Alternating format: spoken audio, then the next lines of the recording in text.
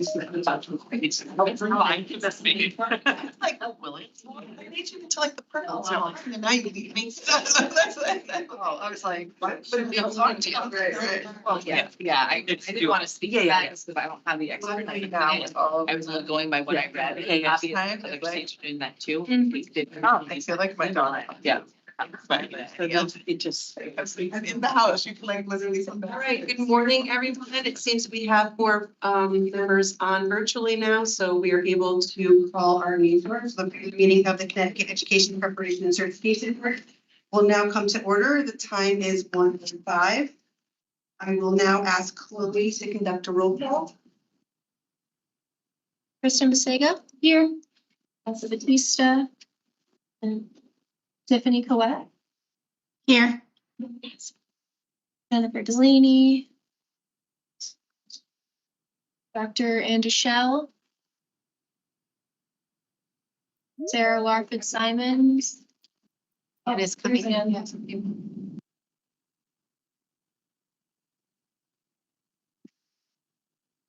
we're taking attendance. You're here.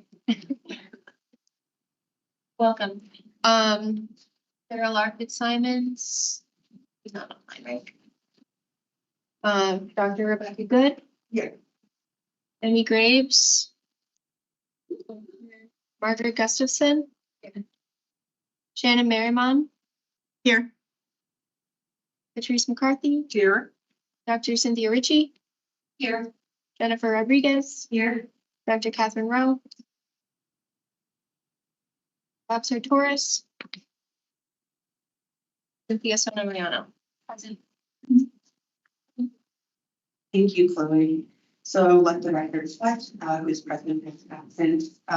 Review and approval of minutes from March 10th, 2025. That includes in your packet if you haven't had a minute to review them in advance. Are there any corrections to the minutes as distributed?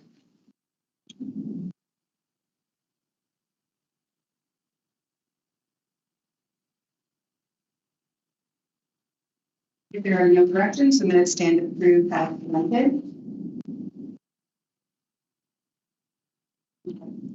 Announcements will now move to. At the beginning, I want to thank everyone for being here and for the thoughtful work you bring to the board. We do have a full agenda, so in the spirit of collaboration and progress, let's aim to keep our remarks focused and concise so that we can make the most out of our time together. There are some adjustments to the agenda. If you take a look at your agenda currently, we have your updates for 12A, kind of like last time, we kind of mixed them up a little bit. So it's Jen Rodriguez is going to be doing the update for 12A, and Kristen will be doing the update from 13A. In addition, Jeet was supposed to be here to provide an update on the Bridges pilot for data that came up outside of his control at this time, so he can't make this meeting, but he will have that information readily available to us in the May meeting, along with his overall report that you'll be hearing about.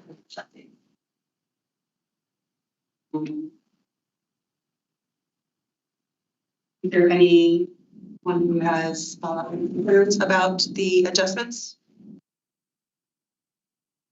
Seeing none, then we're going to go ahead and amend the agenda as stated. All right, so we'll go into announcements. We'll start off with Chloe talking and with your hiring process. So I don't have an official update, unfortunately, but I will be getting some assistance. So hopefully, yeah. Yeah. Hopefully in the next couple of weeks, I'll have something more official, but stuff out of our control. All right, and then our update on our proposal that we voted on and submitted to State Board of Education and SDE members for helping facilitate getting a meeting in advance of the SDE meeting to ensure that the policy committee could review that before presenting it to the State Board of Education. It was presented and approved and then moved on to the education. So it's in their hands at these. As far as Bill 1392, as of April 10th, it had gone to the Legislative Commission office. And it had a favorable report, tabled for the calendar, Senate calendar number 343. And we haven't heard any additional that concludes the announcements. Sure. So in terms of legislative updates, as I work with the legislative liaison pretty closely, if we're hearing things that like bills might move forward or something like that, I'll keep everyone apprised. Thank you, Chloe. Right, presentation. We'll now move to presentations and questions and answers. We were going to have the performance office. They're not able to attend at this time. Access presentation for the purchase program. So that's going to have to hold off until after, as we stated earlier. So that moves us to updates from our ad hoc committee.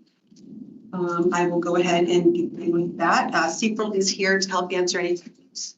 2 meetings ago, our ad hoc committee had voted to have CPRL assist us with the reports and legislative language or regulations language as part of that. So they've been assisting us. You received their findings, which is this one here that you guys should all have in your packet. All right, so I'm going to go through kind of the quick update, and then I will pause and have CPRL kind of join in for any additional reasons they want to present on the 3 items that we move forward to the board or review potential action. So, so for 12A 1 through 6, it says the board shall develop standards and rules of regulation and legislation regarding the evolution of the evaluation criteria that will be used to assess proposals from local and regional boards of education, regional education service centers, and educational preparation programs for alternative pathways for educators to progress from an initial educator certification to a professional educator certification, or to be issued a cross endorsement that will enable such educators to teach in a content area. CPRL is continuing its research on this criteria for additional pathways to transition from initial to professional certification. This work will be presented at the ad hoc committee at the next meeting for additional discussion and action once we have some more of that research under our plate. Section 2. The manner in which degrees from educator preparation programs approved by the State Board of Education will align with revised endorsement codes under section 10-145C of the general statutes as amended by this act. Currently, SDE has a protocol that they use. I think that what we need is, I'll just go through all of them and then we can go back to the specific ones. So right now, FDE does have their own. No initial work is necessary at this time. It generates, generally aligns between programs and the revised endorsement code, and SDE does have a steps and protocols in which they ensure that that alignment happens. Section 3 is the adequacy and relevance of existing certification endorsement. The ad hoc committee voted for ECE and STE and CPRL to collaboratively draft proposed language, regulatory, legislative, and/or guidance related to endorsements. This draft will be discussed and action scheduled at our next ad hoc committee meeting, and with the goal to move it forward to the board on May 12th meeting to discuss and have action taken on that. Section 4. The implementation of the standards for educator preparation programs developed by the Council for Accreditation of Educator Preparation. We currently have it moving forward to the board. Given that all the EPCs have been to maintain accreditation with CAPE. Sorry.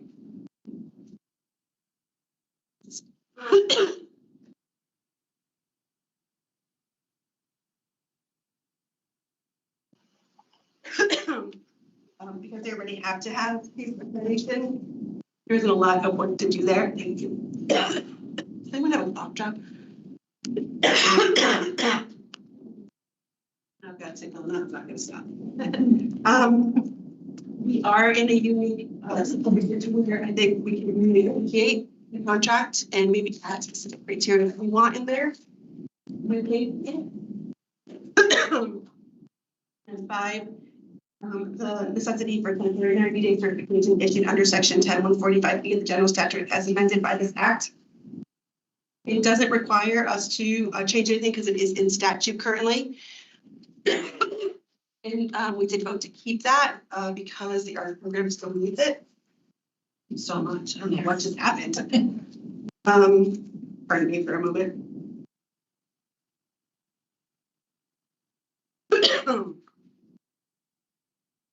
So we're going to keep it currently unless our kind of changes their program will no longer need the 90-day certificate.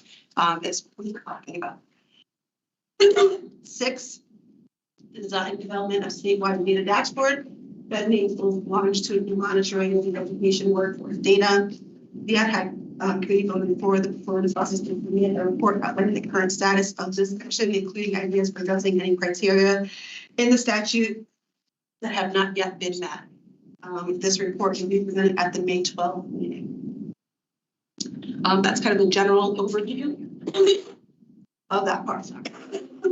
We are moving forward to board 5 for discussion as part of it. So if we start with number 2. The manner in which agreements for educating preparation programs approved by the state board of education will align with the revised endorsement codes under the section. So we have CPRL here, and we also have SDE here. Our understanding is that you already have kind of guidelines in protocol that can be used to ensure that that happens, correct? Where do we find those? Are they written into the regs? Are they somewhere else? So could you ask it again? Sure. Yeah. Where do we find the steps or protocols that you use, that SDE uses to ensure that the EPPs programs are aligned with the endorsement codes?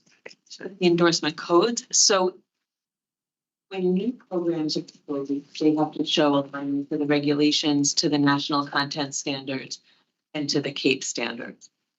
So the endorsement code is just the numerical number that is given. So if it's like secondary English, for example, the endorsement code is 015. I don't know how those numbers get created. So one thing, and the other thing. Can we have you guys come up to one of the microphones? Yeah. But I don't know. Well, I can hear you. Sorry, happened. Yeah, you can probably take that one for it. Online. So another thing that happens with the endorsement codes is we have certain codes that, for example, world language is a good example. We have codes that are specific to Spanish and Italian, and French, and so ones that are the most popular. As other languages become more popular, then they are awarded their own codes. We have something called other world language. So any language that doesn't have its own unique code falls under 024 as other world language. If that we kind of monitor, if we see it that those other additional languages more frequently, then they find their own unique number. Portuguese, for example, and Chinese, their own number. ASL is one that still falls under other world language, but again, if the frequency were to grow, we'd give it its own. That's just something we look at internally. So there's already code that meets anything, but if anything goes beyond that or extends, then numbers. For the purpose of the report that we have to submit to the State Board of Education, would we be able to get kind of a breakdown from the steps or protocols are for this? So that we can say that SD already has that. These are the steps and the protocols that they take. When doing this. Yeah, it's partly through the data as well, because they'll run numbers and they'll see that's when the Portuguese was added or Chinese was added, that enough people fall under other specific, so that's kind of false. CPRL, did you want to add anything for that particular, any representatives from CPRL want to add anything to that particular portion of 2? I don't think so. Yeah, thanks, Shahrazad. Go ahead, Ben. Go ahead. No, nothing to add to that. And then for section 4, which the ad hoc committee moved forward to the board, implementation of the standards for educator participating programs developed by the Council for Accreditation and Educator Corporation. Currently, we already have CAPE, which all EVPs, my understanding is all EVPs have to be certified under, but we have an element of our partnership is expiring, and we have an opportunity to possibly add things in if we want to with them, or negotiate some terms that we might want in there as well for EVPs. Cecil, would you like to speak more to that? Sure. So this is Ben Fight speaking here. So there are a couple options that you might have as the partnership agreement with CAPE comes up for renewal, which it will later this year. So these would be with respect to the types of standards that are observed during the accreditation cycle. So there's an opportunity for the state to elect that the standard of review encompasses state-specific elements in addition to the CAPE evidentiary standards or the specialized professional association review standards. So there are three options. Currently, Connecticut has chosen two, the SPA review or the CAPE evidentiary review. And so theoretically, there would be an opportunity to select that third option as well, where there are state-specific standards that could align with the strategic priorities of the state as articulated by the CERT board. The other option would be to alter the composition of the review team. And so there is an option to have a joint review team where there would be representation from the state in addition to the national representatives from CAPE. Right now, Connecticut has elected to use the CAPE only review team. And so there would be an option there if you would like to have some additional state participation in the review process to consider an alternative to the current mode of review in terms of who is conducting that. So just a couple of items that might be that might warrant consideration by the certification board as you look to see how those CAPE standards are going to be implemented over the upcoming contractual period. Anyone have any questions about that? How long is the contractual period between the state of Connecticut and CAPE? I believe it's a 5-year contract. Yeah, it's a 5-year. Sorry, this is Tong. Yeah, it's typically a 5-year agreement period.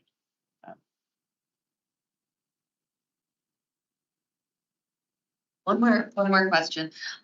In other states that do state-specific standards, what would be an example of a state-specific standard that other states use as their criteria for CAPE accreditation? Yeah. Again, this is Tong. So I think, and then Ben obviously and Shahrazad, feel free to jump in as well.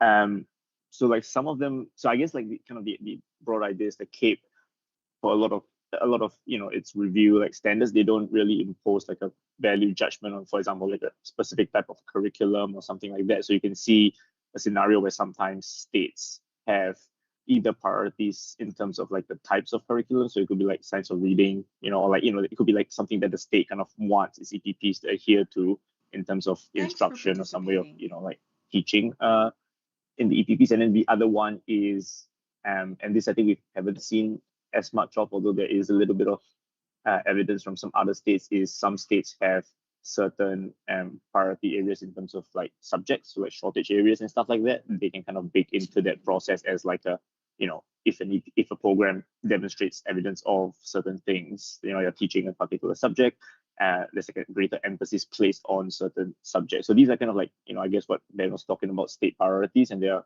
obviously different. There's a whole myriad of different kinds of priorities, but these are just some examples of possibilities, I think. We have in South. Thank you. One consideration for this is we're currently in CAPE cycles, all of us in the EPPs. So if there were to be additional standards or a review team person from the state, it would require quite a bit of logistics to figure out exactly when these kinds of things would be grandfathered in based on when CAPE approved, when you're in the accreditation cycle. But the other thing is that when we were under the NCAPE accreditations, it was a state and accrediting body joint team. And one of the reasons I believe anyway that the state went fully with CAPE only was the workload and the inability to really fulfill the demands of having, for example, another member on the team and things like that from the State Department of Education. So those are all just things I think need to be considered in thinking about the possibility of this alternative of a state and CAPE approach. Good. The negotiation of the CAPE contract, that's done by your office, right? And I'm sorry, was it the date of that? It's up in November. Mhm. Like, what was the date of the new? He said later this year. He didn't say Later this year. Okay, is it, so for the context of this conversation, this discussion, we're just getting information of, hey, it's up. Here are some ideas that CPRO had to potentially considered by this board. Right. Okay. Okay. It might be helpful. I don't know if it's an ad hoc committee, but right now it seems that we're like really reactive to what is, and we're like, well, this is what is, so how can we tweak this versus the visionary context of what our work was meant to be? Like, what is the actual larger vision of becoming a teacher in the state? Is CAPE one element of that? Like, we can talk about this in context of right now.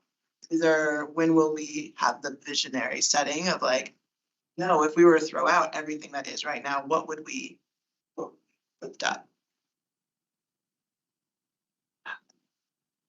We have a statutory obligation and deadlines that we have to hit first. Yeah. And I think as part of this report, they were just kind of letting us know that this is an opportunity. If we wanted to do that, the board does not have to change the structure of what it is. And then we might say that we have no recommendations at this time, but we'd like to revisit it in 5 years. But we had an obligation to kind of present that to the board as part of this. Yeah.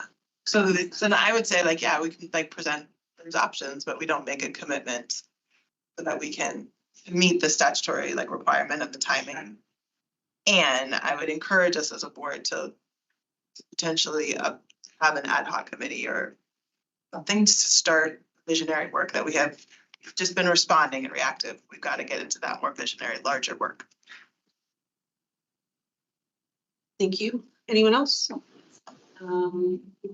Sorry, Catherine. Hi everyone. I'm sorry I couldn't be there.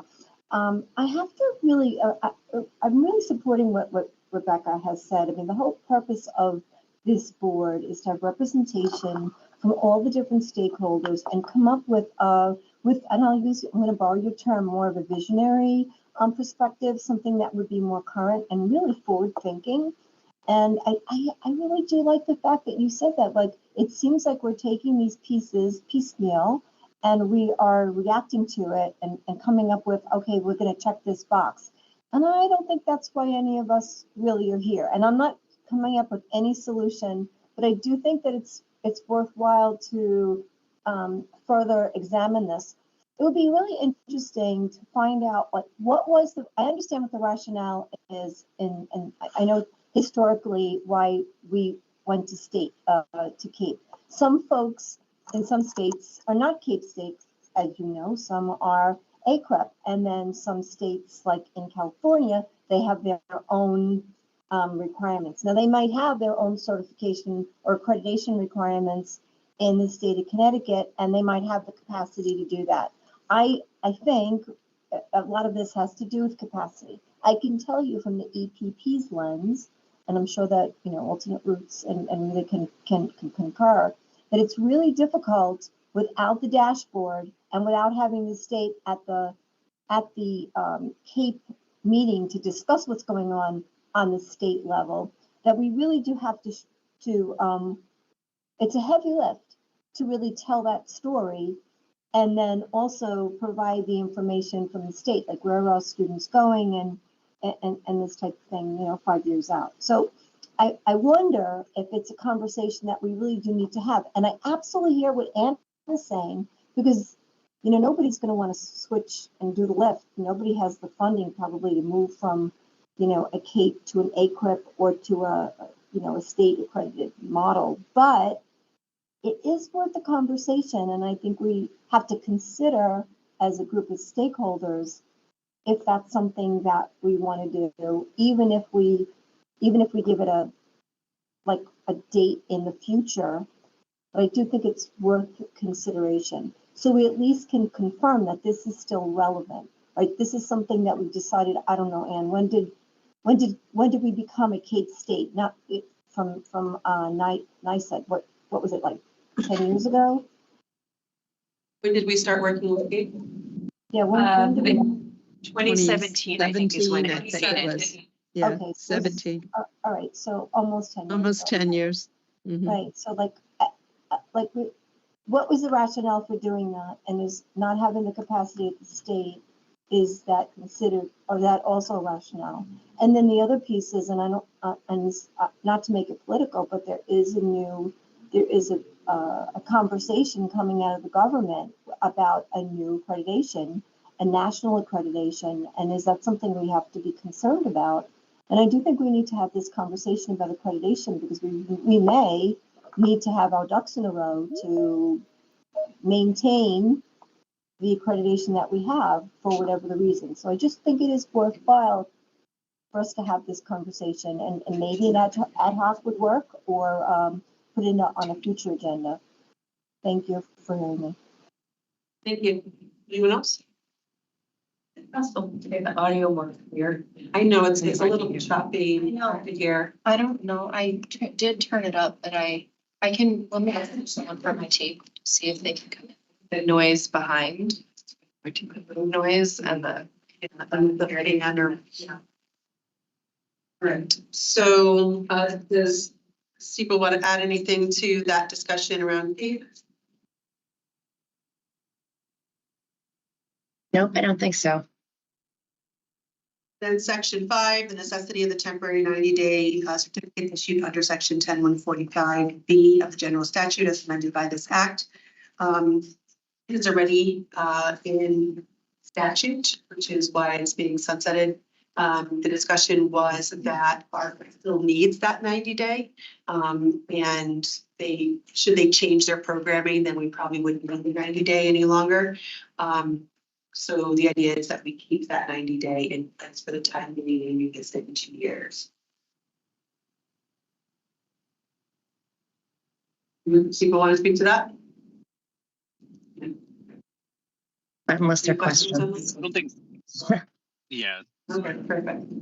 Right. Not really clear. Sorry, Rebecca, within 2 years, is it, we will look at it again 2 years from now, or we will look at it like within the next 2 years to give us room to, if there needs to be a change earlier? When you take action, you can certainly make a motion on either one. And it's really up to the board on what, we would prefer to do and when we want to do that.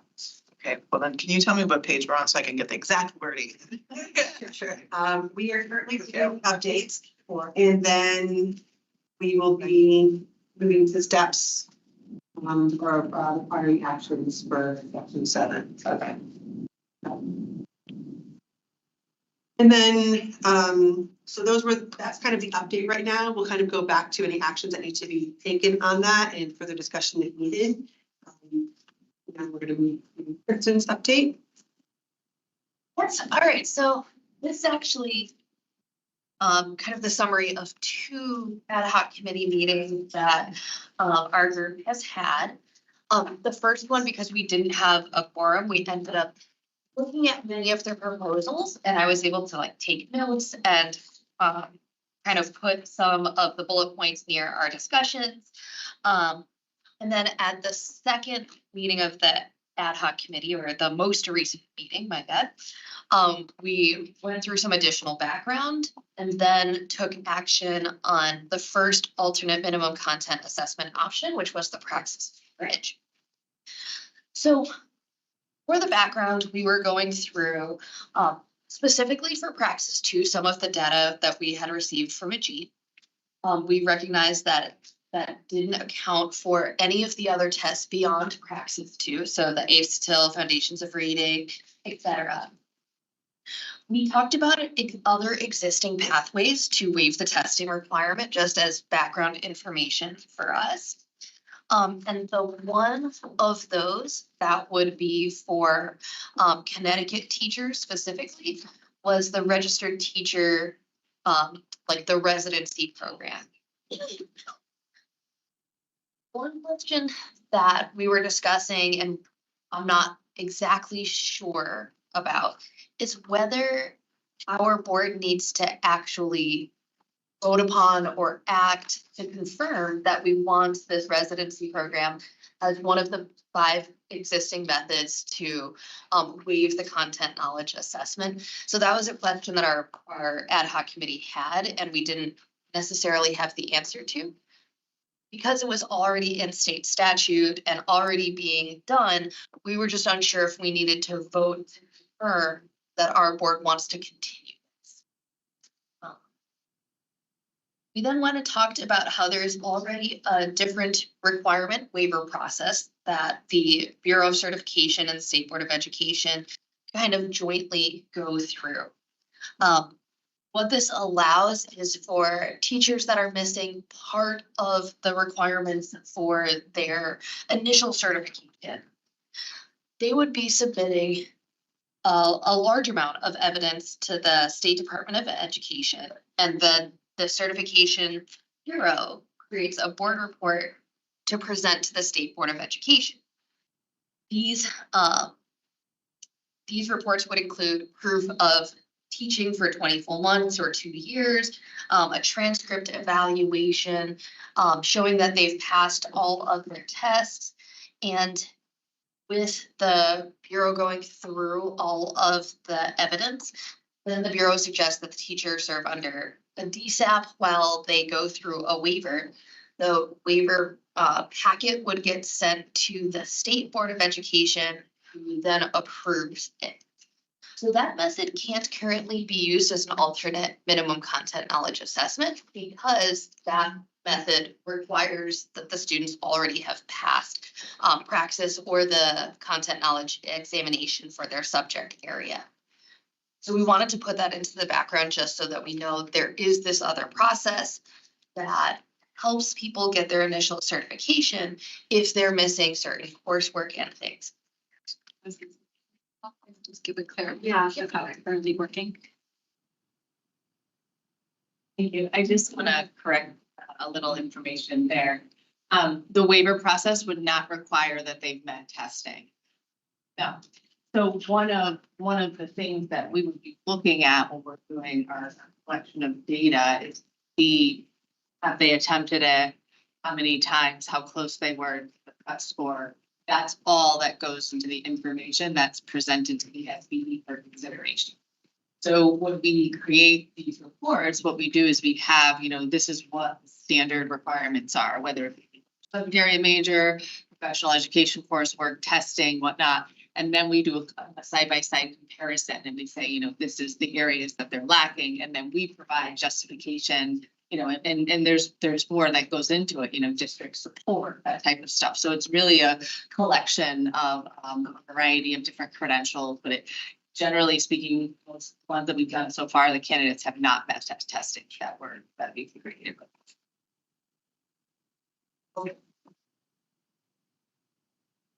So from there, our ad hoc committee did take action on the Praxis Bridge.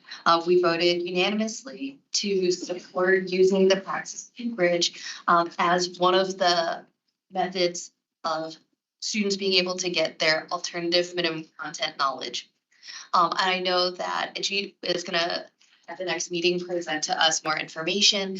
At our last ad hoc committee meeting, we also had a representative from ETS that was able to answer some questions about the large number of examinations that are going to start to fall under the praxis fee bridge category.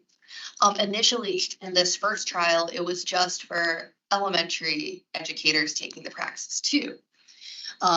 In the next round, that's going to be starting at the end of the year. They're going to be expanding into a large number of other topics. The representative from ETS was able to give us the topics. I just did not manage to get them into this printout. I know with all of those topics that will be reaching many more potential teachers that are going to be going through this starting next year. So I would suggest that when we get to the item on the agenda for actions related to ad hoc committee reports, that we include, now that the ad hoc committee has recommended the praxis to bridge, that it gets brought up when we're taking votes on this later so that it can go with the full weight of our board. So the rest of the items on here are items that we've discussed, that we've started to add notes to, but they're not necessarily items that the ad hoc committee has put forward as a recommendation. So one of them that was a proposal from me was a pathway similar to the SDE existing waiver process.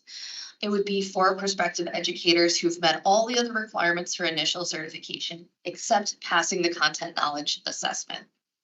It has a, it would be available if this candidate achieved a score within 2 standard error measurements of the cut score and does not have a Praxis 2 bridge already available for their content knowledge assessment. This prospective educator would then do a similar process to what Kaylin had corrected me on, which was giving all of the evidence that they've done all of these different things. They've passed their EPP, they have finished their bachelor's degree, they have had all their coursework done, they've completed 2 years of service, they have support from their district, and they've achieved a score that's close to the cut score. They're almost there. And as an alternative minimum, it would be showing that their 2 years of experience bring them up to that level. We discussed this in a lot of depth. Some of the things we discussed were concerns about CAPE accreditation, whether or not this counts as a way that shows evidence of content knowledge. One of the things we talked about was for EPPs, the difficulty of following these teachers for 2 years as they serve under a DSAP, because the EPPs are the ones that attest that the candidate has completed all of their different requirements for certification, that this would be, potentially problematic for EPPs.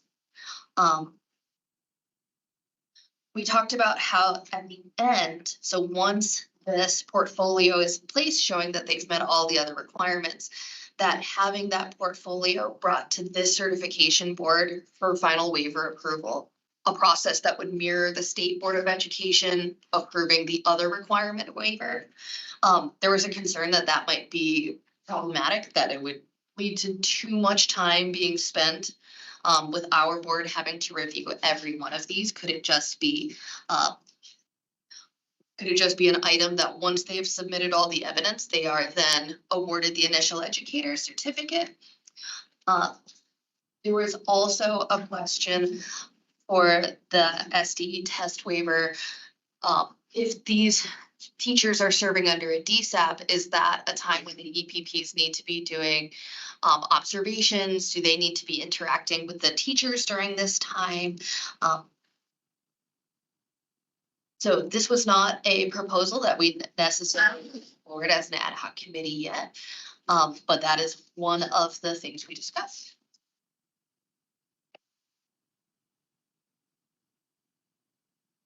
Okay, so for the remaining ones, 3 and 4 and 5, we talked about 2 meetings ago.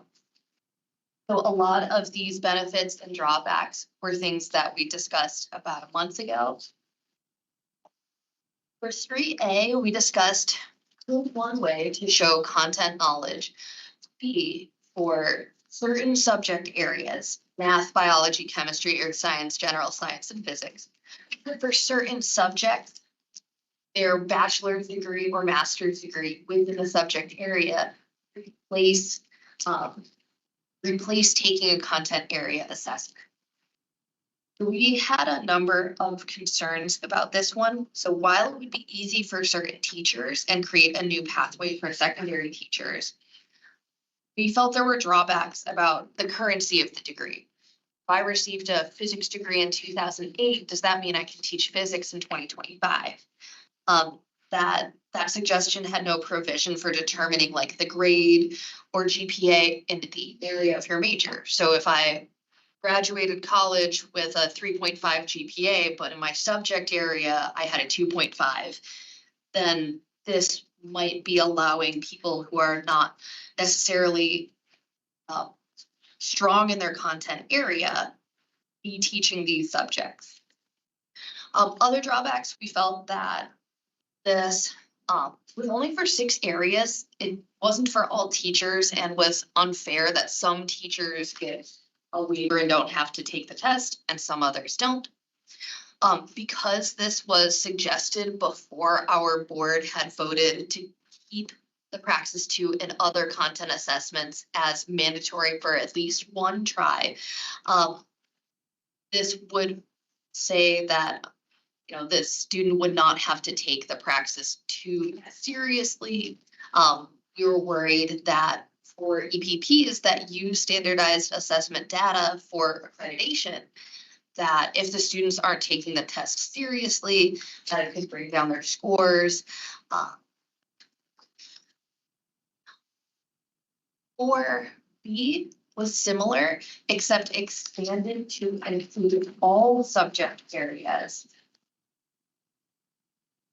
This would mean that obtaining a bachelor's degree or higher in the subject area would be one way to show minimum content knowledge as opposed to passing one of the content knowledge. So we had similar concerns: currency of degree, GPA within the subject area. I think it was Anne that had brought up some certification programs don't provide a bachelor's degree, and there's a significant variation from different programs. So even the EPPs, upon getting candidates for graduate programs, have to confirm knowledge base of their incoming students upon admission. And most graduate programs won't accept less than a B- within that area.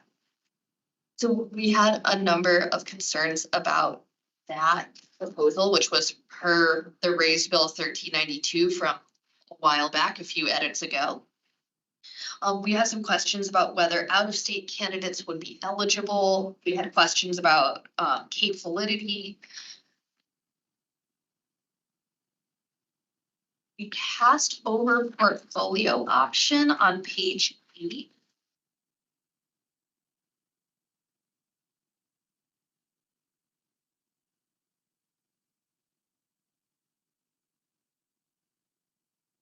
On page 9, we were considering the portfolio option that was suggested from CPRL. And they had suggested for the portfolio option, it might be burdensome to administer in theory, but it would only be for a limited number of candidates. People who failed their first Praxis 2 attempt, who are not looking to certify an elementary that already has the Bridges program, that the EPP would have valuable information and contextual knowledge about the candidates, their classroom, and their clinical experiences. We had a number of benefits about the EPPs already determining teacher competency. EPPs could work together to make rubrics for portfolios, but ad hoc committee members had concerns that it might be burdensome. The development of the portfolio rubric, training, and assessment would all be placed on EPPs. So there would be a cost, presumably to EPPs, that the prospective teacher might be asked to do this portfolio while working under a DSAP by working full-time. We were concerned that it might not apply for candidates who are moving from EPPs outside of Connecticut, so they finish their EPP in another state. Then when they move here, they're previous EPP would not necessarily be able to do this procedure. All right, and then for number 5, we considered district attestation with team. So the way that this would work is that once a candidate, they've taken the praxis, but they're not close, or they're not within 1 SEM of the cut score, the district could still hire them as a teacher under a DSAP. Then after serving for a certain amount of time, they would work under team and be able to get some experience in the classroom to count towards their content knowledge assessment. So we talked about how this would be good for prospective teachers. It would work for people who have graduated from EPPs outside of Connecticut. Teachers would be able to get into the classroom immediately, that this teaching experience under a DSAP would count towards their retirement, even if it doesn't count them towards tenure. That it might count towards step movement. That they could, in the meantime, still be taking and retaking the minimum content knowledge assessments, but that the team aspect and the district would be able to help lift, help them with their classroom experience and move them towards competency and content knowledge. So we liked that this would have team resources, utilize the district's teacher evaluation plan, have minimal costs. But one of our concerns was that team is under a different law that was not necessarily sunset, that in order to modify the team program, we might have to do that over the course of, more than 2 months, we'll go with, which is the deadline for us to submit some of these proposals to the state. That in the future, additional team module based on content knowledge might be developed especially for the testing areas that aren't covered by Praxis 2 Bridge and are by other testing agencies. Because ETS is a testing company, they would be able to help do the Praxis 2 Bridge, but not necessarily the Pearson Early Childhood or the AFSATIL or other tests. So it might be one way to get those groups of teachers that won't have a Praxis 2 Bridge available for them. So in summary, we looked at several different ways to show alternate minimum content knowledge assessment. We've been having really great, meaningful conversations.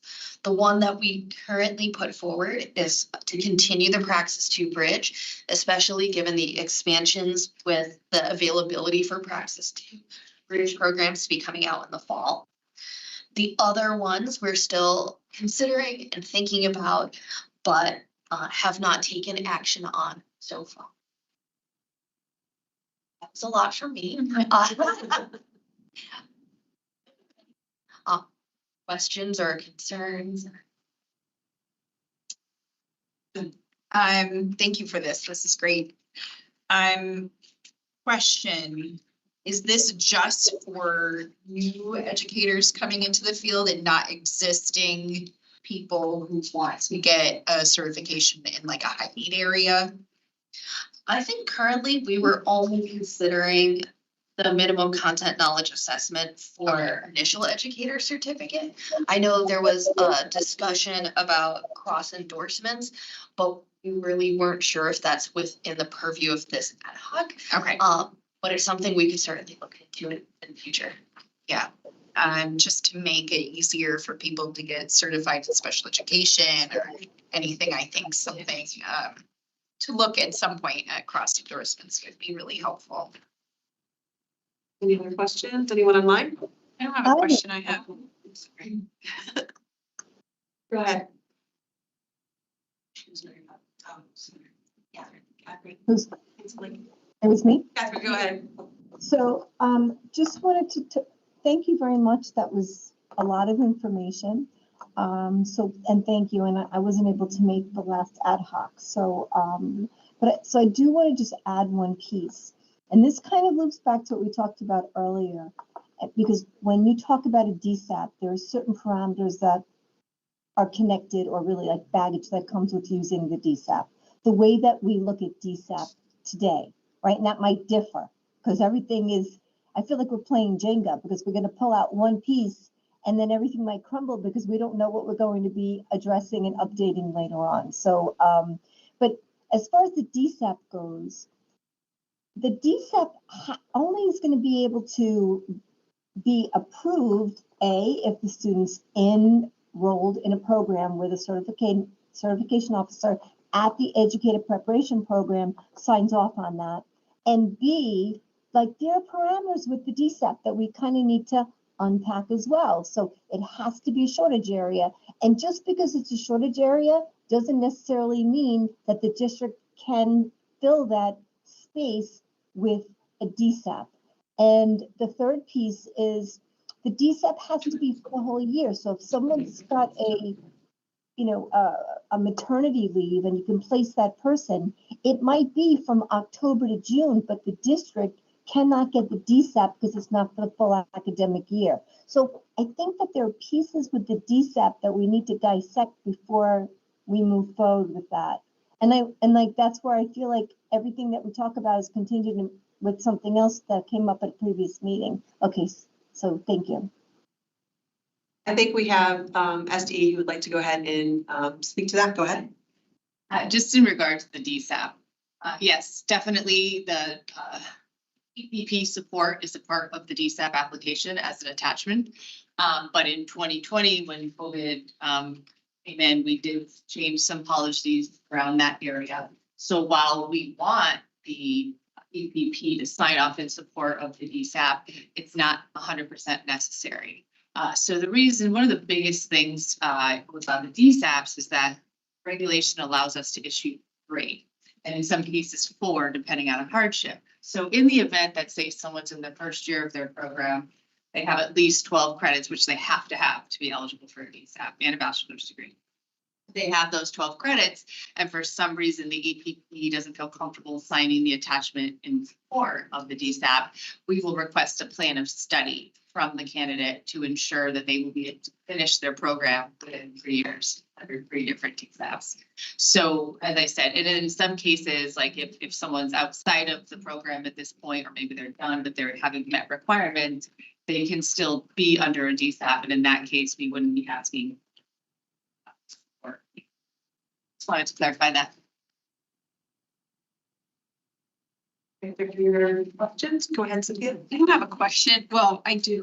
I have a question and then just a statement. So in regards to this 5th one, really thinking about team and just wanted everyone to know that the department is currently working with you, if I'm not mistaken, in reimagining team, and that work is currently underway. And so when we're ready, when that's done and we're ready to roll that out, it would, kind of go back and look at this and see how that aligns with how we're reimagining team. That would be important for the group to consider. And then my other question, in regards to the person not being tenured, but it counts towards TRB. We don't govern TRB, that's Teacher Retirement Board, and I'm sure it's legislated whether or why it goes towards retirement or not. So we may have to look into that further to see if we're looking at them. Can I ask the question of what is the timeline on that reimagining? Juana, do we have the specific timeline that they're done?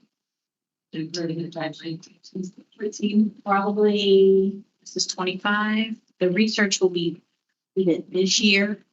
Then we will in a year for us to work on our advisory on trying to reimagine teams. We're looking at implementation that would be the fall of things. An important thing for our board is we're supposed to be looking at these, some of these requirements every 2 years. There's a legislative review process where we're supposed to look at each of these requirements as new evidence comes in. So that would be that's really good to know, because then for number 5, if we know that team is in the works for an overhaul, this may be a thing that we don't recommend this year, but we recommend after the research is done and after the State Department of Education has put forward their advisory.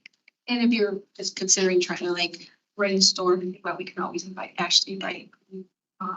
Is overseeing this work to give you like a high level. She won't be able to everything that's being done since it's being researched, but she can at least give you a high level.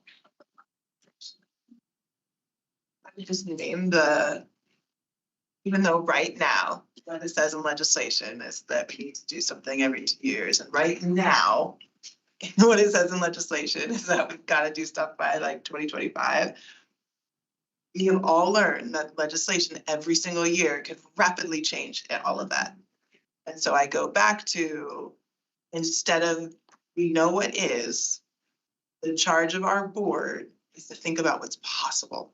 That is a vision of like, that's beyond the kind of, well, within the context of what we're currently having. So I think what I was really appreciated, Kristen, is that you brought a lot of, like, there were a lot of ideas thrown like out there and we got to discuss them. At the end of the day, we're like, okay, for right now, for this time being, we should support the current bridge. Nothing revolutionary. That's nothing like big and visionary. It is what it is. And I go back to, we need to start that visionary work and not wait 2 years before like other pieces happen.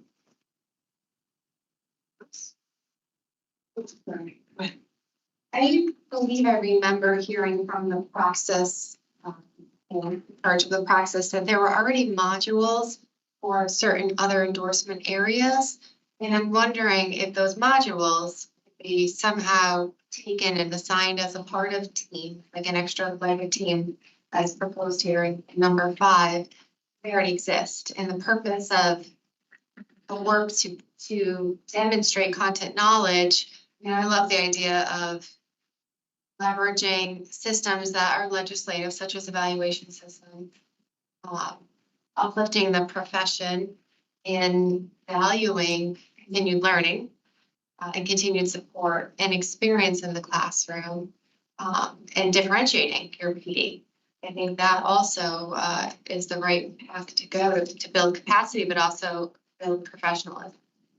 So I do wonder if the Praxis modules, if we could look at those a little bit more.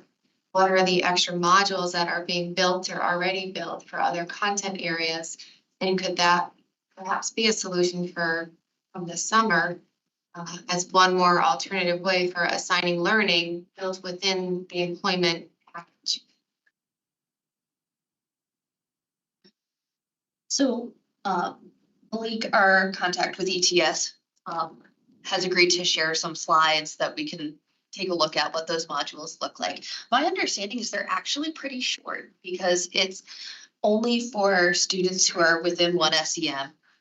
The modules are focused on the content area that they were that they had scored the lowest in. And I was understanding that the modules are about an hour long. So it might be something that's easier to keep outside of team because they're short, whereas team is a much bigger process. But I do definitely appreciate that that could be a thing that we do for all the other subjects that aren't covered at that time by the Praxis 2 bridge. When I wrote this, there were a couple other details that I'm not sure if are on this page, but one of the connections I was recommending was that with the new approved teacher evaluation plan, teachers have to select a mutually agreed upon goal. So if there is that content area where they didn't have on the bridge, and on the Praxis, I'm sorry, my suggestion was together with the evaluator, the team program, they actually write a goal to improve content mastery there. So it was locked in that way, and then they're supported by their evaluator in the ongoing learning, and then they're supported through team with an extra module to continue that learning. So it's multifaceted. It wouldn't just be that 1 hour. It'd actually be for 2 years of the goal to meet that content mastery with consistency through evaluation and continued learning. Yes, but Cynthia, what I'm hearing, I tried to break it down when we were in the meeting. I was like, all right, if 60% of the people pass the Praxis 2 on the first time, we're not talking about those 60. They just a traditional route, right? And then if the next 20% get within this range to do this bridge, great. They're taken care of. So now we're down to 20% of aspiring educators that are looking to move into that particular endorsement area or into the profession at first. And I hear you saying for that 20%, it'd be like a district approved waiver. And there's many different, like there's the ways in which you're describing to have that district approved waiver. Right now we have an STE approved waiver system. I would say yes, for that 20%, do they go for a district approved waiver? An EPP approved waiver, because EPPs are the ones who have been preparing them to go into the classroom this whole time. And so they would be positioned in a really strong way to be able to assess the content knowledge and what needs to happen. And is that through courses, they can decide what that looks like. And then I guess there's maybe somebody's like, well, I don't want to do the EPP waiver, or I don't want to do the district waiver. Maybe an ST waiver, but I actually think that should be taken out altogether due to capacity. I think there are two ways to get waivered in, and that covers the 20%, which it might not be all 20%, because 5% of them or 10% of them, this might not be the profession for them. And like, this is how that is determined. But I don't think we should take out the EPP waiver option, because the EPP truly might be in a position to support, and that helps that 20% of candidates who might not have a job in a district to have that district waiver option. So I think there are some really, really interesting options that we could. And I'm also curious, having been in a role prior to this where I was in a district and really trying to support people to get certified. There's not like a one approach. And so I think about districts and the resources that they have. And I'm curious, do we poll them in regards to what have you done to support? Because there are some districts that don't know what to do. And then how do we, as a group, provide what that could possibly look like, or like a menu of things? For me, it was easier because I was a teacher, I had served as a building principal, so I knew how to build the capacity of people, but not everyone in the HR role has worked in that, in a school, right? They've only been in HR, and so it becomes a little cumbersome trying to think how to best support people. It's kind of, at times it can be like, oh, they didn't pass the test, we can't hire you, or we can't continue to hire you. So I think this group, and maybe even seeing if this is a route we're going to go as an alternative to provide what that could possibly be. A district would be helpful because not everybody knows how to do it. I think if they did, we'd have more people certified, or if they had the resources at district levels. At times, it really requires you working one-on-one with adult learners to see what's going to best meet their needs, and looking internally who you may have on staff, you can pay a stipend to, or do you work with your EP to best support that? Because we also have money that we've given to support EPPs in providing test prep, and not everyone's biting at that at all times. And so thinking about best ways of supporting districts as well to be able to kind of leverage this as an opportunity if it is a route that we go. Let's keep that in mind. Anyone else? Go ahead, Margaret. I was just wondering if some of you all could talk about the reasons why we get to the point. I know we've tossed around a lot of ideas about what to do with folks who are in the percentage that have not passed everything. Hearing you talk, Cynthia, made me think of, I feel like we're at the end point of the game, trying to, instead of going back. And you said, Rebecca, in one of the very first meetings about equity and access. So what is happening way back in the beginning in recruitment to the EPP, getting through the EPP, but then they're not netting the result against. Right now we're really at the end game saying someone who's interested. But I think we've fundamentally been saying not everyone can teach, should teach. Right? And what do we do to ensure that we have best folks out there for our kids? So what's going on backing up again? That it's not even backing up to the beginning of the you can track many of these content gaps all the way back to your SATs. Like those are like content gaps that are perpetuated in like larger school settings. in throughout somebody's like academic experience. So what's the recommendation for about those? Right, we have a place to be able to say these things. I feel like it's not just a conversation about where we are now, it's a conversation of the revenue.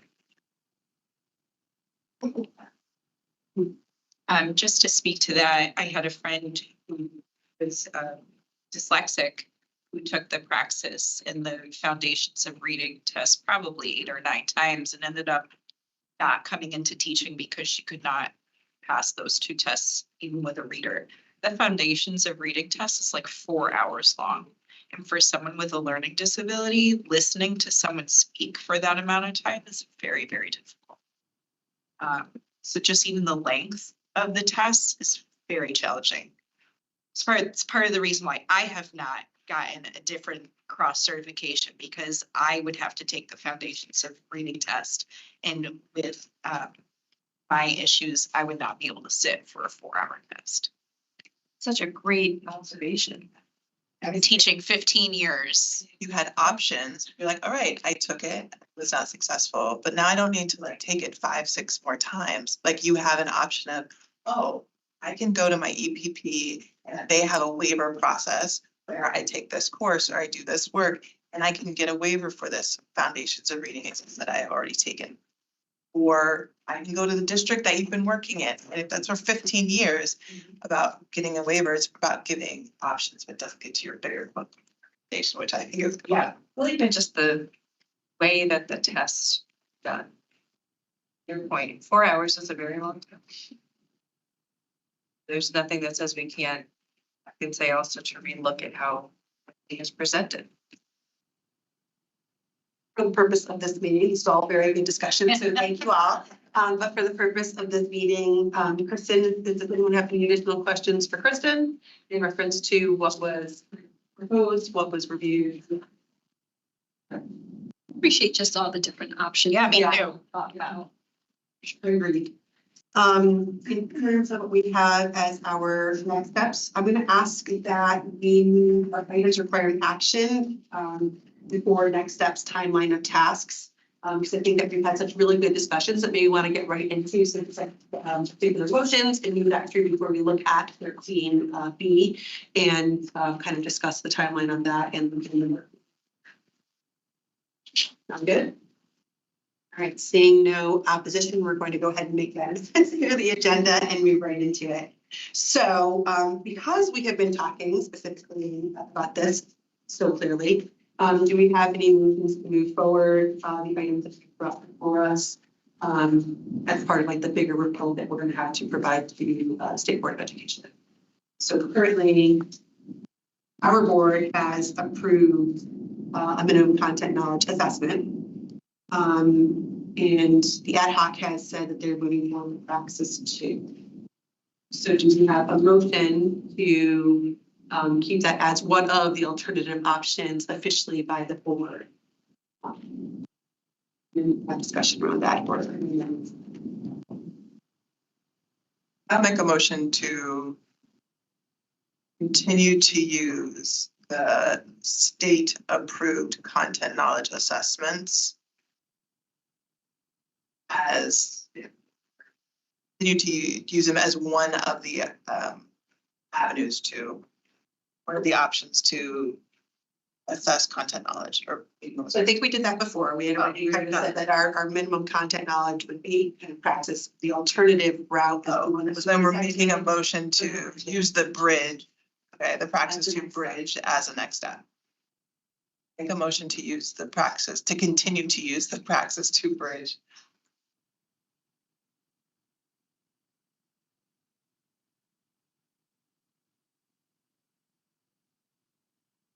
I would second that.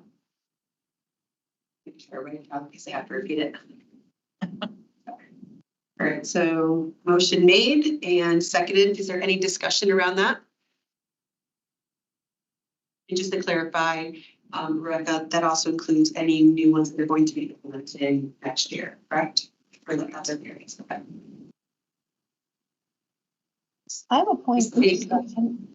Can I? Oh, sorry, Can I? Catherine.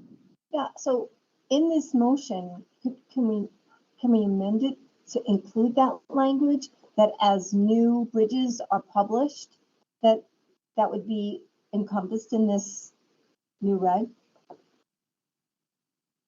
Current and future bridges. Yeah, so I make a motion to continue to use the Praxis 2 bridge and future bridge options as alternative.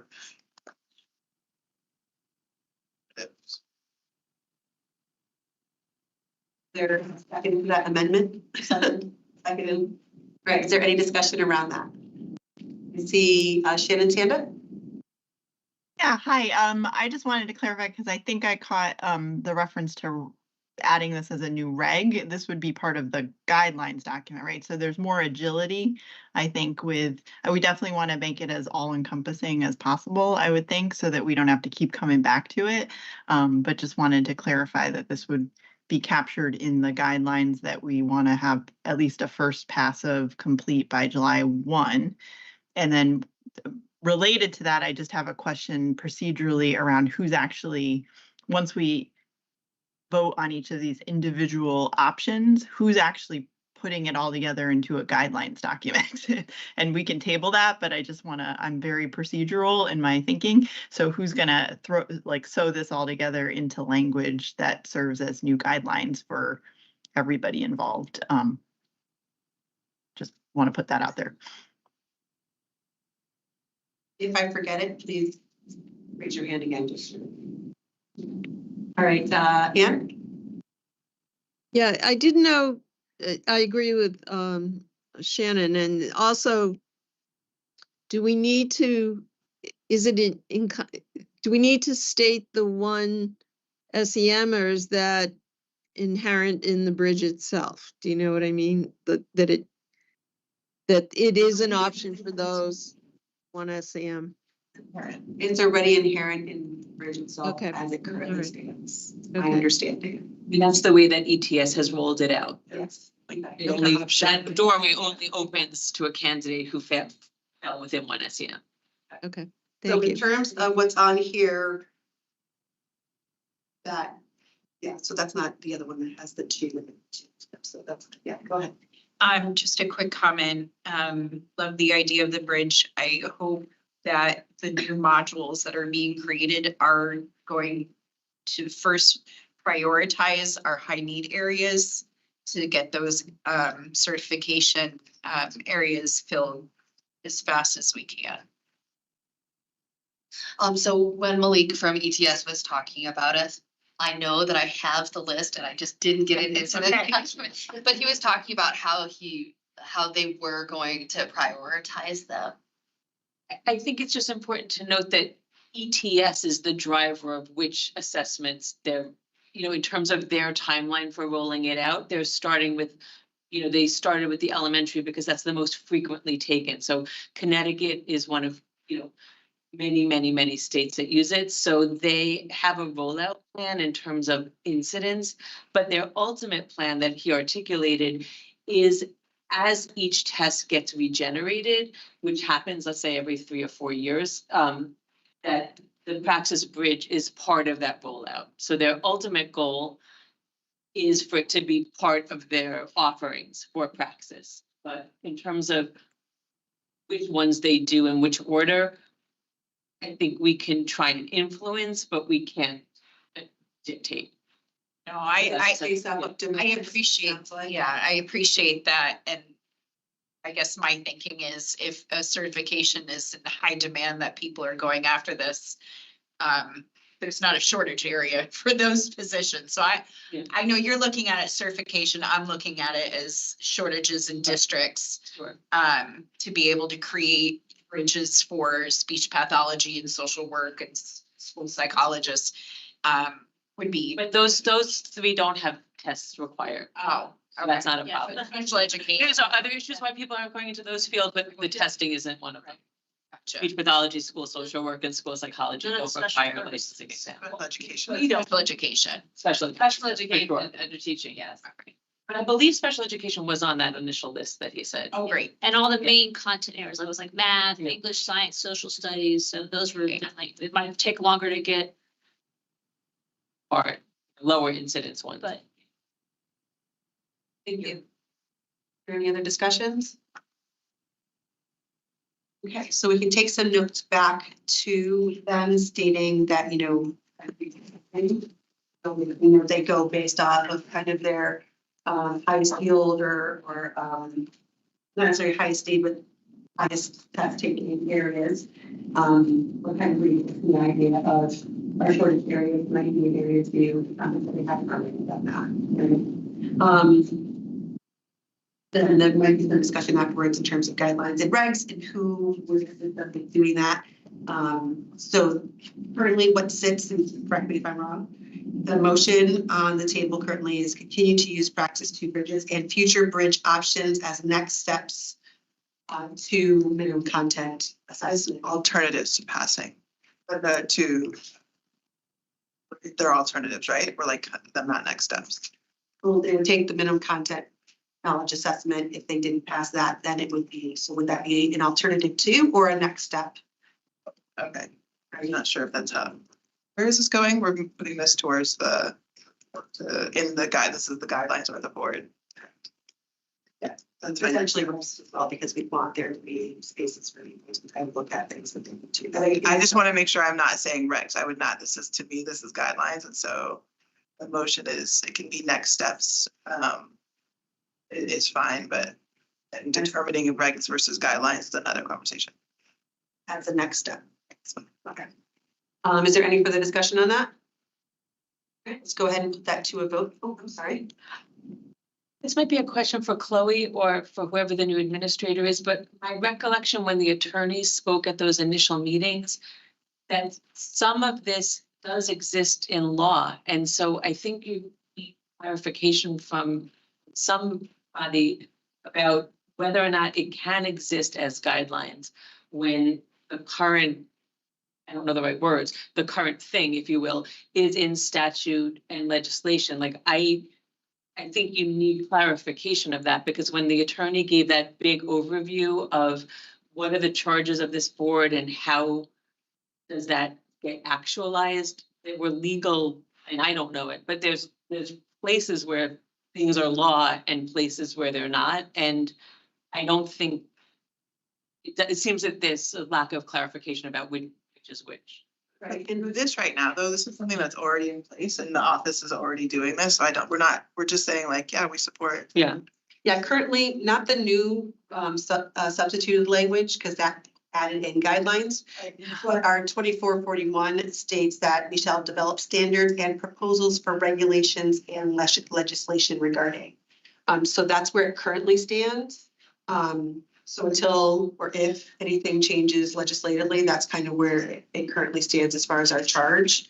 And then specific to this particular one, the board will develop recommendations as to whether alternative approaches should be offered to allow candidates to demonstrate minimum content knowledge. This is our recommendation, is to continue with what you're doing. Right. No, for this one, it's easy, Yeah, so but this I'm is like, thinking yeah, for this is future right. things. So that works, yeah. So It already exists, so. we're gonna move it to a vote then? Yeah. Barring any additional discussion or amendments, right? All those in favor of the motion to continue to use praxis bridges for future praxis bridges and future bridge options as next steps for minimum content knowledge, all in favor, raise your hand.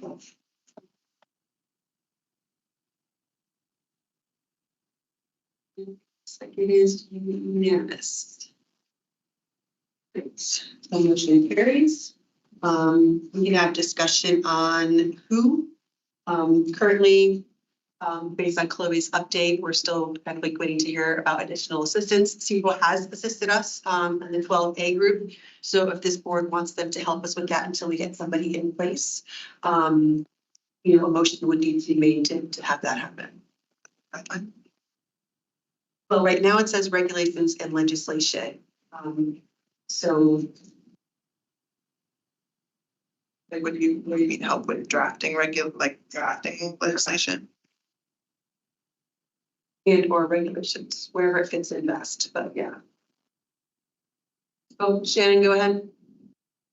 So sorry, I might have bleeped out a little bit, but are you just questioning like the vehicle through which these alternatives are recommended? Is that the question?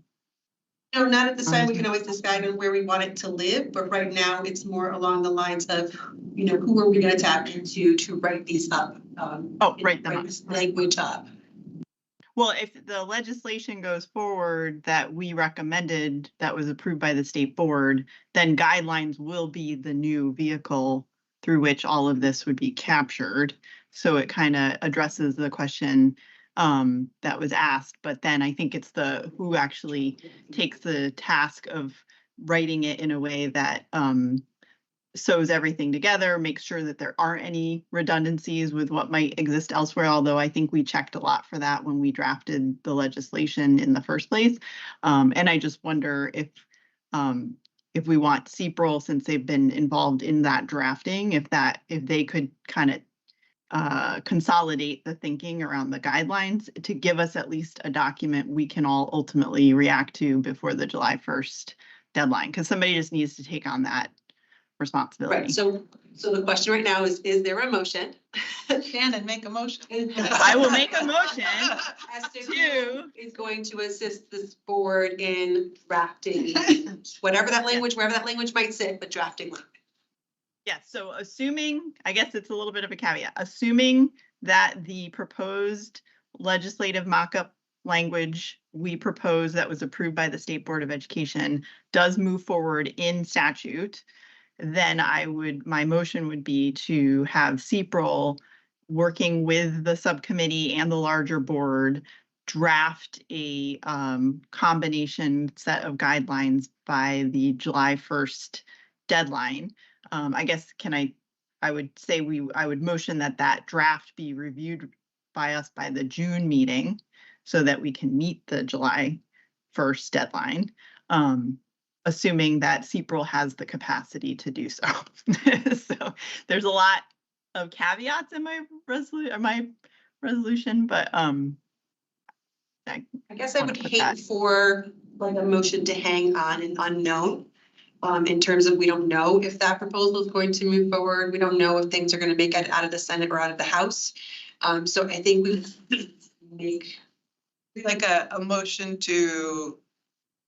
for CPRL to assist in making the recommendations, regulations, or guidelines. Not regulations, guidelines, right?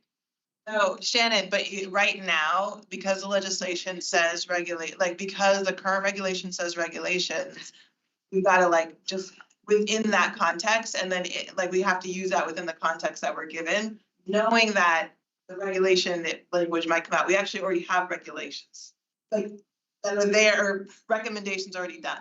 So or I could just make a different motion. I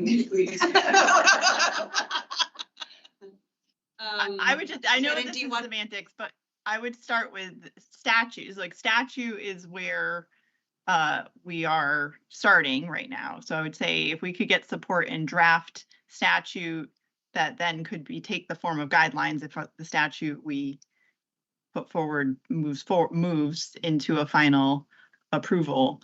We just need a ready and waiting document for whatever comes out the other side of the statutory process. Oh, is there any second on Shannon's current motion? I can clean it up. Would you like me to clean it up? Well, if there isn't a second, we can go ahead and let Rebecca present her motion. Just clean it up, Shannon. Let me hear So I move to ask CPRL to draft in coordination with the committee and the larger standards board a final document that captures all of our recommendations relative to content mastery, whether that ends up getting used in statute, regs, or guidelines. I second that. Is there any discussion?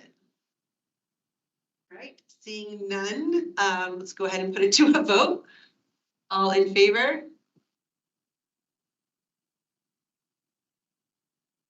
It looks like it is a unanimous vote again. I don't see Catherine yet. Oh, we don't see Catherine yet.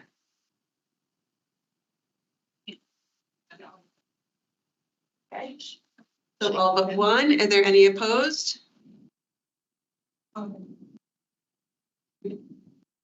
One opposed, two opposed.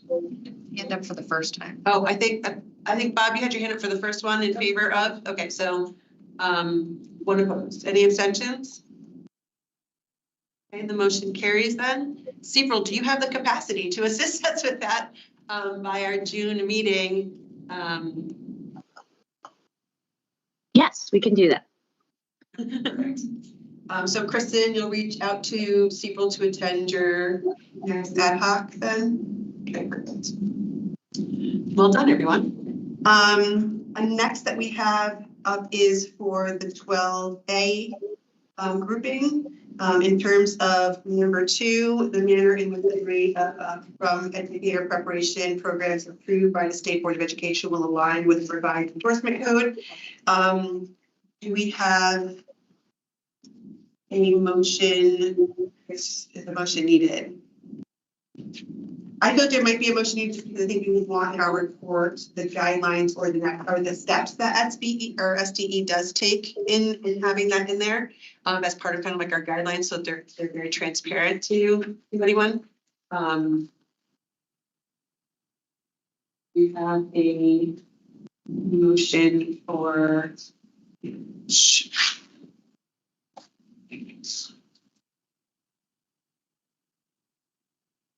I need a motion to include the. So for the purpose of our report, I think the motion would have to be something along the lines of, we agree with the CEPRO report, no additional work is necessary at this time, as the EPP program and SD already have kind of a step in there. But I think what we would need is what are the steps and protocol for that. The motion is to ask SDE to prepare a document that indicates the steps. Yes. That they use. Yes. The appropriate motion. Right. Would you purpose because we can include that part. So moved. Thank you, Patrice. So for the alignment of educator preparation programs with the revised endorsement codes, just getting a report from SDE on what those steps or protocols are, and aligning the piece of our report to then fulfill A2. All right. Do we have a second on that? Second. Do we have any discussion around that? Yes, go ahead. Just a question, in the state's report that we're requesting, will there be information as well on cross endorsement? I don't believe that this is specific to cross endorsements, but I believe that 13B will discuss cross endorsements.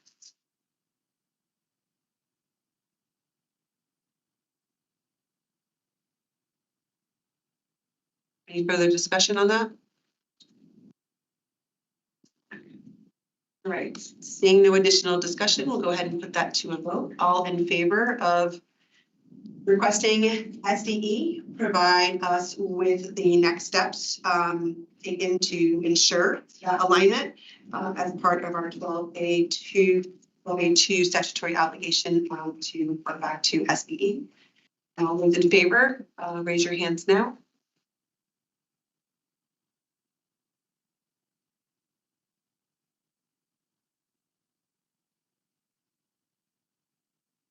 That is unanimous. So it carries. Thank you.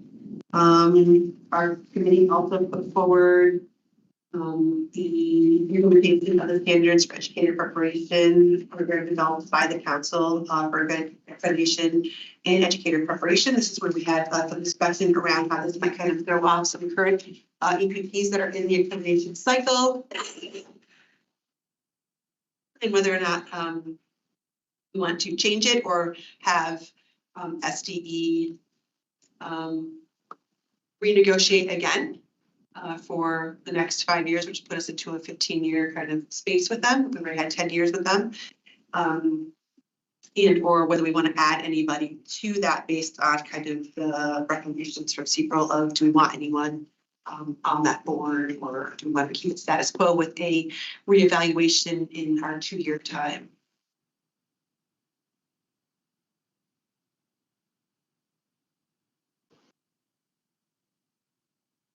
For clarification, we're not voting on what we want in those renegotiations. No. Just saying What we're saying is right now it says that all the EPPs have to be accredited by Cape Connecticut, right, which is status quo. April kind of just gave us the update that we are in a position of we could add things if we wanted to, but it's really up to us at this time before the next negotiation. That's the contractor agreement is up towards the end of this year. So the motion really sits with the board. We just keep it as is and have STE negotiate where it currently is, or with the same kind of parameters without changing anything. I would make a motion that we take into consideration or further discuss potential changes that would be made. Would you want it to be made in this current cycle? Before the contract is negotiated. Yep. So say it again, I'm sorry. I make a motion that the board discuss potential changes for the Cape contract for this upcoming negotiation.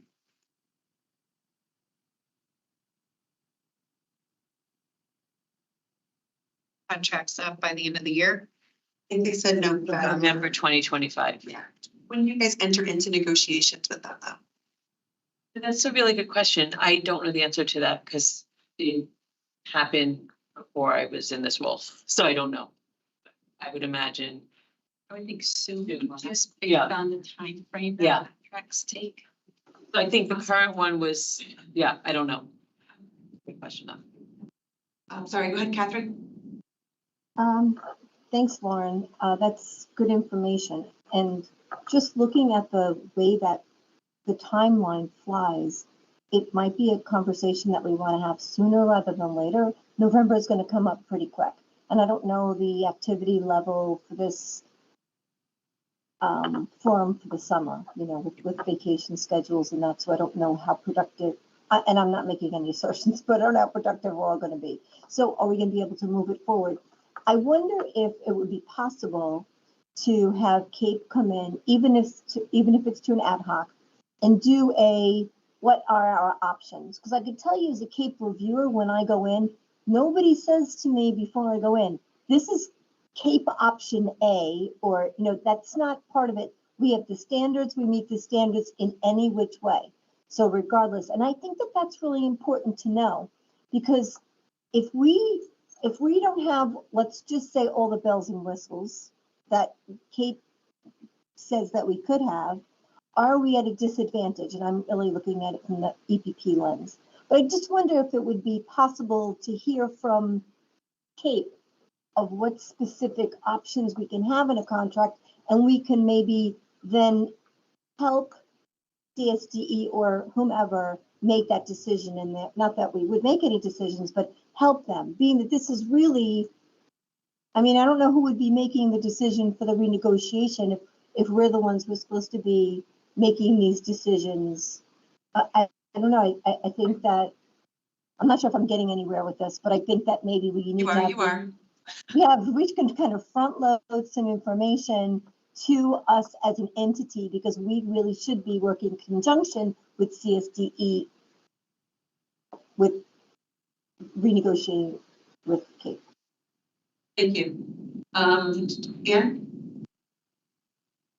Yeah, I was just going to note that given that it's November is the renegotiation, I'd be curious, a point of information, whether or not contracts with Cape can be renegotiated during the time period in which, like the 5-year period, because I just feel like this time frame is really tight for making any consideration of a change, because the implications are going to be really broad, both in terms of budgeting, finance, State Department. You know, there's a lot there. If we were to move in any way with the accrediting process as it is right now, and given that it's November and it's summer, I just feel like it's going to be too quick. But I'd be curious to see whether or not if we enter a 5-year contract in November as we have now, or just simply re-up it, if the opportunity is there during that period to be able to move, to make recommendations that could be implemented within that time frame. There's going to be a lot of logistics to this. It's just going to be really complex to change this. You need to understand that. And this is a huge issue for all the EPPs because, you know, it's a requirement for us. We won't get students if we're not accredited. So playing with accreditation is serious stuff. That's all. Thank you very much. Rebecca, did I see your hand up? Yeah, I think that part of, I mean, my motion is that we discuss the contract options, like what could be possible in the renegotiation. And in that discussion, I would hope that it would be, and we can renegotiate, or we can extend the current contract by 1 year as we're doing this work. Like there's a lot of different pathways to move forward without having to make all the decisions within the next few months. So right now, our motion that has been presented by Rebecca and the board discussed potential Seconded. It wasn't seconded? I'm sorry, my apologies. Do we have a second? I'll second. Okay, Patrice seconds it. Do we have? It could be after you do this motion. Yeah. Oh, okay, thank you. And swivel fast enough. So all good questions, and I think that this would, you know, if we approve this to move forward, then we can certainly make our next meeting be the focus of around this and having that discussion and inviting Kate in and having those kind of conversations in advance of that. I mean, we're also going to have Barry presenting at that one as well as part of 6.